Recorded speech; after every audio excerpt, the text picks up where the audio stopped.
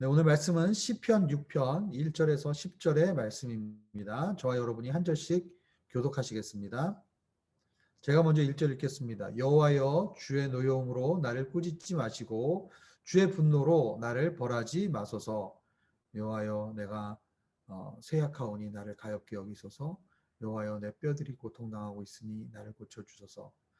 내 영혼이 몹시 떨고 있습니다. 여호와여 언제입니까? 여호와여 돌아오셔서 나를 구원하소서. 주의 신실하신 사랑으로 나를 구원하소서. 죽으면 아무도 주를 기억할 수 없으니 누가 무덤에서 주를 찬양할 수 있겠습니까? 나는 신음하다가 지쳐버렸습니다. 내가 밤새도록 울어 눈물로 침대를 적셨으며 내 이불도 푹 젖었습니다. 내 눈은 슬픔으로 희미해지고 내 모든 적들 때문에 약해졌습니다. 너희 악을 행하는 모든 사람들아 내게서 떠나라. 여호와께서 내 울부짖음을 들으셨도다. 여호와께서 내 간청을 들으시고 여호와께서 내 기도를 들어주시리니. 다 함께 읽겠습니다. 내 모든 적들이 두려워하며 부끄러움을 당한 후 곧 물러가리라. 아멘. 네, 우리는 일상생활 속에서 이제 기도를 하게 되죠. 여러분 기도를 어떻게 하십니까? 우리가 기도할 때 때로는 우리의 생각으로, 우리의 이성으로 기도를 하기도 합니다. 기도 제목들을 머릿속에 이제 한가득 가지고, 그리고 그 나의 상황들을 하나님 앞에 구체적으로 생각하면서 이제 기도하며 주님께 나의 기도 제목들을 생각을 하면서 말씀을 드리는 경우가 있죠. 때론 머리가 복잡하고 또 상황이 이해가 안 될 때에 기도를 하면서 하나님께서 생각을 정리해 주시기도 합니다.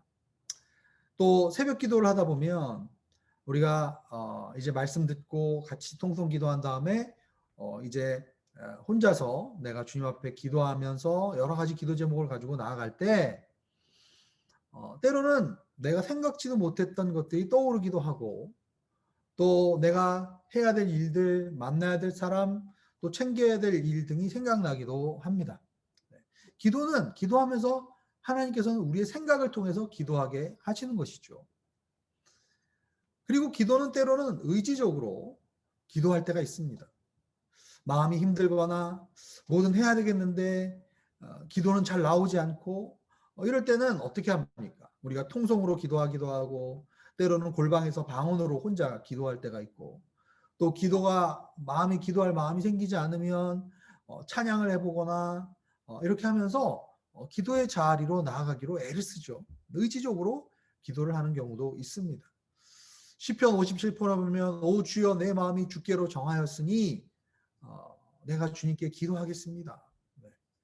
시편 기자도 이렇게 시편에 있는 여러 기도들을 보면, 찬양들을 보면 거기에 내가 의지적으로 마음을 정하여서 기도하는 그러한 모습이 나옵니다. 그리고 때로는 우리가 기도하면서 어떤 감정이, 느낌이 우리에게 올 때가 있어요. 네. 기도할 때 하나님께서 우리에게 어떤 마음을 주십니다. 저도 기도하면서 하나님께서 어떨 때는 참 기쁨의 마음을 주시기도 하고, 때로는 평강의 감정을 주시기도 합니다. 그리고 때로는 기도하면서 막 불편한 감정이 생기기도 하죠. 뭐 죄가 있거나 아니면 내가 해결하지 못한 어떤 감정적인 앙금이 남았을 때나 이렇게 또 그런 감정으로 기도할 때가 있습니다. 물론 또 기도하면서 아무것도 느껴지지 않을 때가 있죠. 그런데 어떨 때는 또 기도하면서 굉장히 내가 오늘 정신이 말짱하고 또 논리적으로 설명할 수는 없지만은 나의 기도의 고백이 하나님 앞에 올려지는 기도가 내 영혼 속에서 진실하게 터져 나온다라는 것을 내 자신이 느낄 때가 있습니다. 그러면서 어떤 느낌이 드냐면 하나님이 내 기도를 듣고 계시는구나. 지금 내가 이 기도를 드리고 있는데 하나님께 이 기도가 연락되었구나. 이게 기도가 응답됐건 안 됐건 이게 아니라 어떻게 하나님이 응답하실지는 모르지만 그러나 내가 기도하고 있는데 지금 하나님이 내 기도를 듣고 계신다라는 그러한 느낌이 올 때가 있어요. 저도 논리적으로 이걸 설명할 수는 없습니다. 그러나 그런 경우가 있습니다. 그럴 때 어떤 일이 일어납니까? 내 마음속에 설명할 수 없는 마음의 확신과 믿음이 내 안에서 일어나는 거예요. 어떤 주변의 상황이나 이런 것들은 전혀 지금 나아질 기미도 보이지 않고 어떻게 보면 설명할 수 없는 어려움 가운데 내가 처해져 있지만은, 그러나 하나님이 내 기도에 듣고 계시고 내 기도가 진실하게 하나님 앞에 연락되고 있다라는 그 마음을 하나님께서 부어주실 때 사실은 기도하면서 깜짝 놀라는 그러한 경험을 저도 해본 적이 있습니다. 오늘 시편 기자의 기도가 그런 기도가 아닌가라는 생각을 저는 해보게 됩니다. 오늘 본문 1절에 보면은 여호와여 주의 노여움으로 나를 꾸짖지 마시고 주의 분노로 나를 벌하지 마소서. 이 1절 말씀을 가지고 이제 여러 사람들이 이 시편 기자의 상황에 대해서 짐작하는 이야기들을 해보죠. 어떤 사람들은 이 분노, 벌, 꾸짖음 이런 단어가 나오니까 분명히 시편 기자가 죄를 지었기 때문에 지금 이 죄에 대해서 탄식하는 시다라고 이야기하는 사람들도 있습니다. 그러나 또한 어떤 다른 사람들은 이 시편 6편을 쭉 읽어보면 어떤 특정한 죄가 나와 있지 않아요. 그리고 어떤 상황이 나와 있지 않고 나중에 보면 악을 행하는 사람들, 그리고 이 시편 기자를 괴롭히는 사람들 때문에 시편 기자가 굉장히 괴로웠다라는 것에 대한 이야기가 후반부에 나오기 때문에, 그래서 어떤 특정한 죄를 지었다라고 이야기하기가 근거가 희박하다라고 이야기하는 사람들도 있습니다. 어쨌든 이 시편 기자가 지금 이제 마주하고 있는 상황이 그 사람의 죄의 문제이든 아니면 어떤 다른 것 때문에 지금 처해져 있든 간에 결국은 지금 시편 기자가 느끼는 건 뭡니까? 이 상황이 하나님의 분노와 징계와 처벌로 느껴질 정도로 굉장히 괴롭다라는 것을 우리는 이해할 수가 있어요. 그리고 이것의 이유가 어찌됐든지 간에, 이것이 죄든 죄가 아니든 간에 이 상황은 결국은 하나님이 풀어주셔야 할 수 있는 상황이다. 그렇기 때문에 지금 하나님 앞에 어쩔 수 없이 매달리는 그의 모습을 우리는 보게 되죠. 2절과 3절에 보면 그 고통의 정도가 어떤 정도인지를 적나라하게 묘사하고 있습니다. 내가 쇠약하다. 내 뼈가 고통당하고 있다. 3절에 보면 내 영혼이 몹시 떨고 있다. 이렇게 얘기합니다. 예전에 제가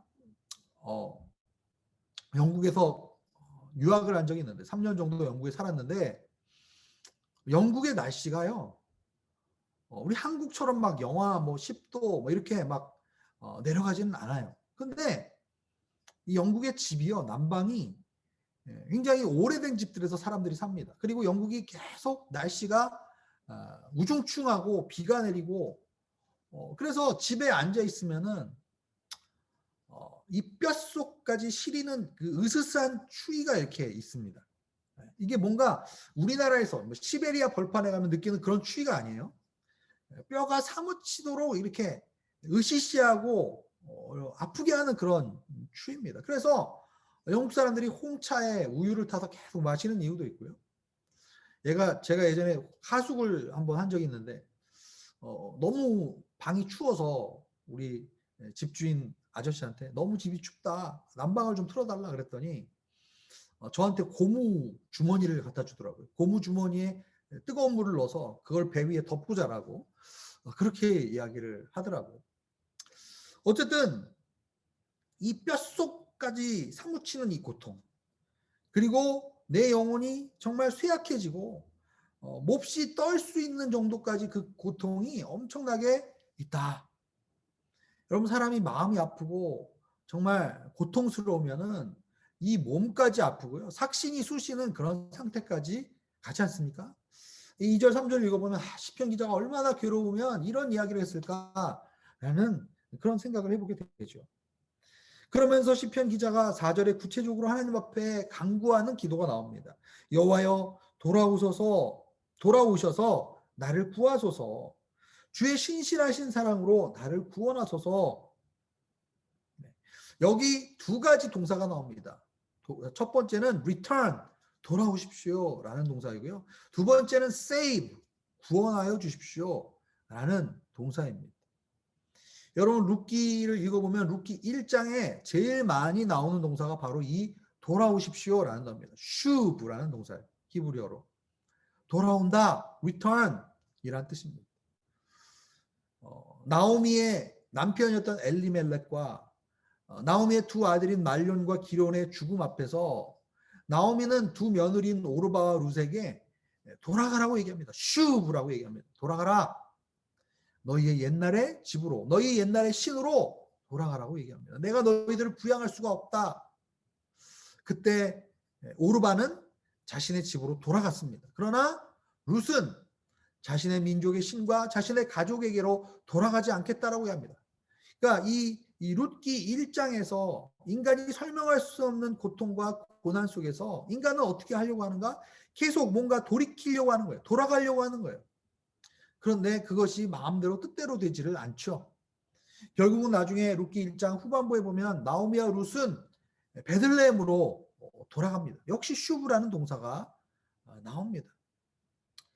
시편 기자는 이렇게 극심한 고통과 고난 속에서 정말 이 상황을 돌이키고 싶고 돌아가고 싶은 그러한 고백을 지금 하고 있습니다. 여러분, 우리가 이 돌이킬 수 있는 것, 돌아갈 수 있는 것도 사실은 나의 힘으로 되지 않습니다. 돌아가려면 힘이 필요하죠. 마중물이 있어야 펌프에 있는 물을 퍼낼 수 있는 것처럼 아무런 내적인 힘이 남아있지 않은 자는 돌이킬 힘도 없고 반성하고 뉘우칠 여지도 없는 것입니다.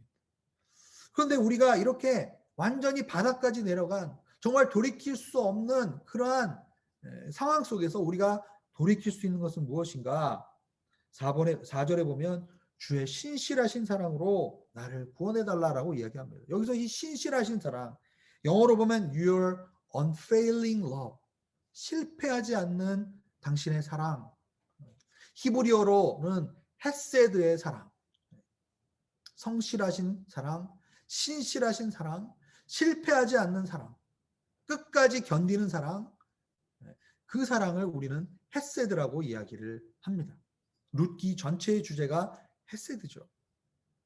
그런 사랑으로 나를 돌이키소서, 나를 구원하소서라고 기도하고 있습니다.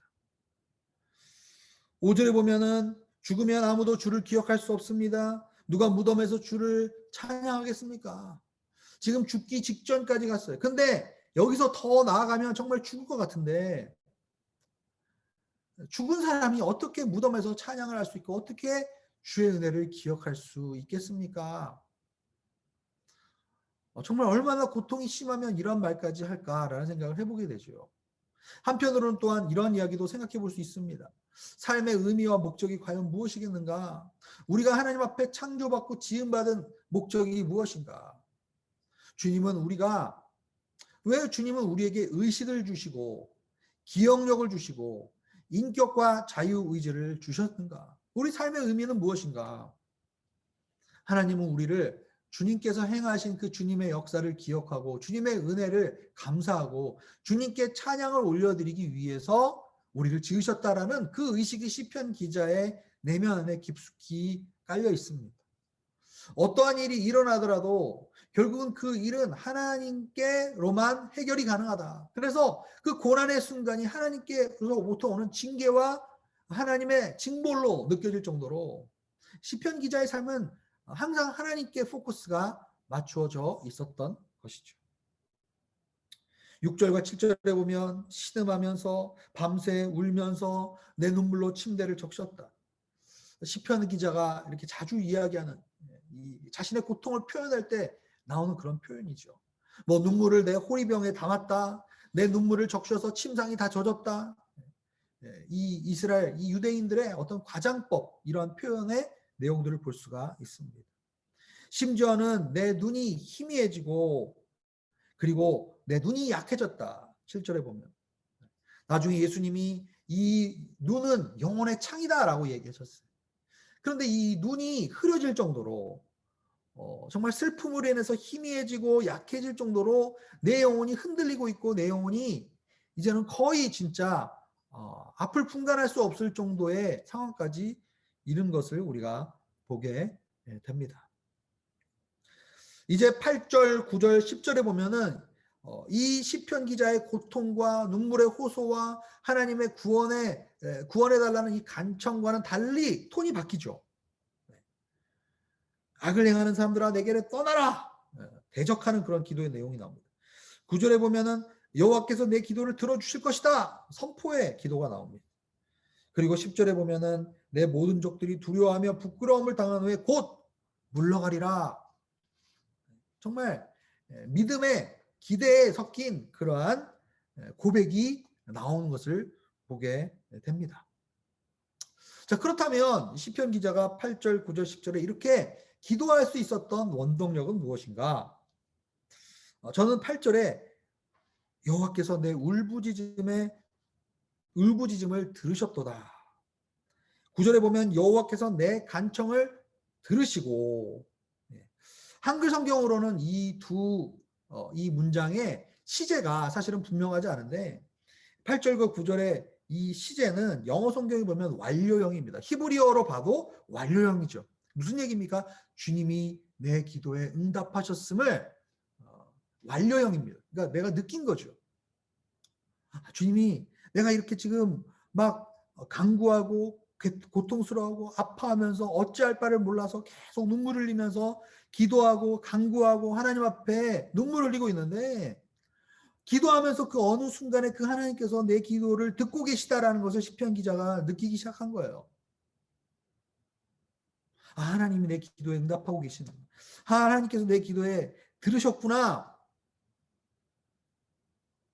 여러분, 이 기도의 경험을 우리가 할 때 우리 안에 어떤 것들이 생기기 시작합니까? 아, 그래. 내가 기도할 힘을, 내가 어떻게 하나님이 나를 인도하실지 구체적으로 사실 잘 모르지만 상황을 내가 어떻게 해결해야 될지 어떤 대책이나 아직 대안까지는 생각하지 못했지만은 그러나 하나님이 내 기도를 들으시고 나와 함께 하시고 그리고 내가 내 기도가 지금 하나님께 올려졌구나 라는 그러한 마음이 들 때 9절에 보면 여호와께서 내 기도를 들어주시리니, 이 들어주시리니 라는 표현은 완료형이 아니라 히브리어 시제로 보면 미완료형입니다. 무슨 얘기입니까? 여호와께서 내 간청을 들으셨는데 과거에 들어주셨고 지금 내 기도에 들어주시는 것 같은데 이제 여호와께서 내 기도에 들어주실 것이다. 내 기도에 응답하여 주실 것이다. 내 기도 가운데 구체적으로 역사하여 주실 것이다 라는 것을 그가 입술로 고백하고 선포하기 시작한 것입니다. 여러분, 우리의 삶 가운데서 하나님 앞에 이렇게 눈물로 고통 가운데 기도하며 하나님의 음성을 듣고 주님이 내 기도에 응답하시고 하나님의 그 헷세대의 사랑으로 나와 함께 하시며 하나님은 우리를 지키시고 보호하시고 끝까지 우리를 인도하신다라는 그 마음이 우리 가운데 기도 가운데 정말 있을 때 하나님 앞에 우리가 확신의 기도를 가지고 확신을 가지고 하나님께 기도하며 주님께 나아가며 그래서 정말 그 고통 속에서도 신음 속에서도 하나님을 높여드리고 또한 믿음으로 그 기도 가운데 선포하는 저희들의 삶이 될 수 있기를 주의 이름으로 축복합니다. 이 시간에 기도 제목을 보고 함께 기도하도록 하겠습니다. 고통과 절망의 순간에도 하나님의 신실하시고 성실하신 헷세대의 사랑을 기억하며 기도하게 하여 주시옵소서. 두 번째, 성령님께 돌이키고 회개하는 정한 마음을 내 안에 창조하게 해달라고 구하게 하시고 찬양과 경배가 내 삶의 존재 이유임을 알게 하소서. 세 번째, 내 기도를 들으시고 신음소리에도 귀 기울이시는 주님의 마음을 기도 가운데 느끼게 하시고 담대하게 은혜의 보좌 앞으로 나아가게 하소서. 우리 기도 제목을 가지고 이 시간에 함께 기도하며 나아가도록 하겠습니다.